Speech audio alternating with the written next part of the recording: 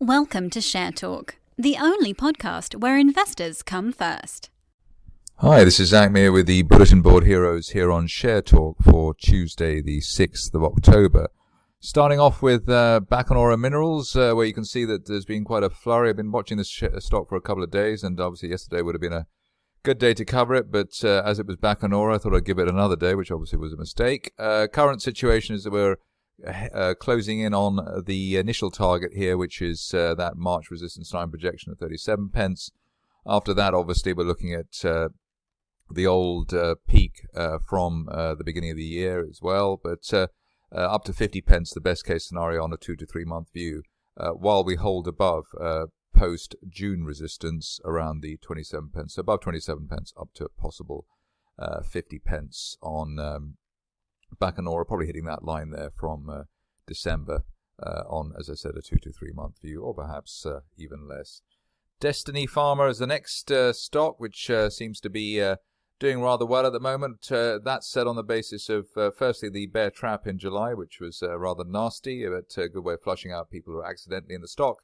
There was then a golden cross between the 50 and 200-day moving averages and a gap higher in August to let us know that it was a proper bear trap. And then we've had two gaps now since the July gap itself. And so 3 is normally about the most you see in a particular run. That does suggest that the shares are rising about as fast as they can. The view at this stage is that while we're above the floor of the latest gap, 59 pence on an end-of-day close basis, we could hit that September 2019 resistance line projection target at 85 pence, hopefully as soon as the end of this month. On to Horizonte, and with Horizonte we've got a situation where broken out of this near-term triangle from August, the break there around 7 pence, roughly where the 20 and 30-day moving averages are. Above 7 pence, looking for the top of the rising trend channel from August last year, as high as 12 or 12.5, hopefully over the next 4 to 6 weeks, or even less in the case of this situation. Stock which is we're all sort of looking over our shoulder in terms of the end of the month and the fate of the Barry Rowe situation. But with Lansdowne Oil and Gas, we've broken above that old July peak of 1.35, and end-of-day close above that today should be enough, or over the next few days should be enough to take the shares up to that March resistance line projection, currently pointing at 2 pence. At this stage, only really back below the late September peak at 1.25 pence, really delaying the upside scenario. Stock which I complained about to somebody who requested it as a stock which doesn't really move very much, Lamprell, has actually started to move. We held the gap seen there at the end of the month, the gap higher to start October.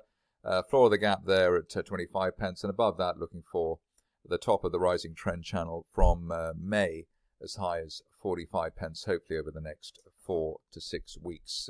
Looks as though with all the near-term moving averages rising, we should start to see an acceleration in the pace. Some Twitterati looking at Landor, which is a bit of an unsung hero at the moment, but broke and closed above the 50-day moving average yesterday at 21 pence. While we're above that, looking for the top of the rising trend channel from back in October last year at 31 to 32 pence, hopefully by the end of this month.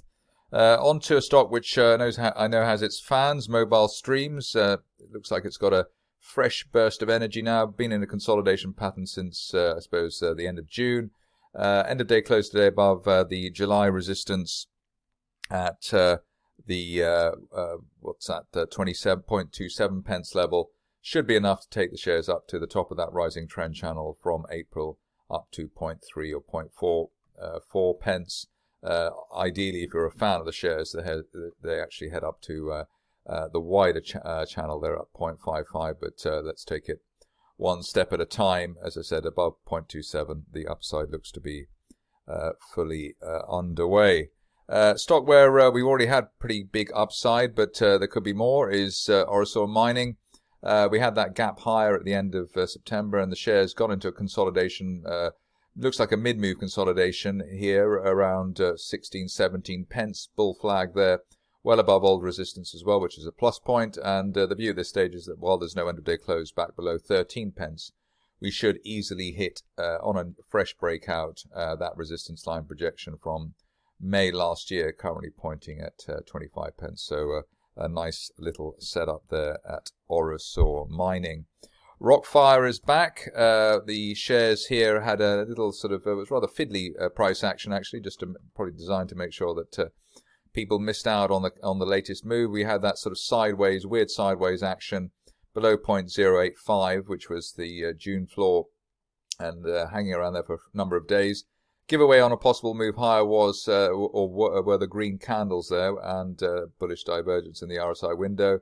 Current situation is an end-of-day close above that mid-September peak at 1.17 pence should easily take the shares back up towards the September resistance, which was at 1 3/4 pence. So watch out for that particular setup. Just a few stocks to go today. First is Tupel, which has been slow but steady in terms of its recovery over the recent past. The more days we have above the 0.1 pence level in the July peak, which looks like neckline resistance, the better. Currently we're heading towards the March resistance line projection at 0.16 pence, but there could be much more on offer, hopefully, if the latest resistance here at 0.12 breaks over the next day or two, which hopefully it will. So up to as high as 0.2 there for Tupel, if we break out of this current bull flag in a relatively swift fashion this week. Just a couple of stocks now to go. First is the is Wishbone Gold, which I just interviewed, and here you can see that we had a gap higher yesterday with a perfect Marubozu candle there, opening at the low of the day and closing at the high of the day. Gapped up again today and hit 7 pence.